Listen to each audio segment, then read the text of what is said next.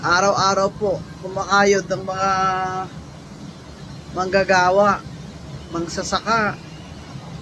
Araw-araw, nag-iisip ang mga magulang, paano ba itawid itong pag-aaral ng mga anak natin. At kahit sa pang-araw-araw na kain, paano ba naitawid yung 3 kain sa isang araw. Pero itong gobyerno natin, walang malasakit. Grabe. Napakataas ng VAT, 12%. Pinakamataas sa buong Asya. At ngayon naman, ay gusto nilang i-tax ang ating long term or yung mahabang savings. Kunyari, yung savings mo ng 1 year. Ganyan. Baka time deposit, kasama pa dyan. Gusto naman ngayon i-tax ng gobyerno ng 20%. Ano ba itong si BBM?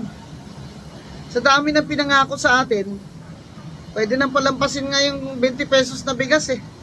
Pero sumusobra na po. Tax dito, tax doon. Tax ng ama nyo.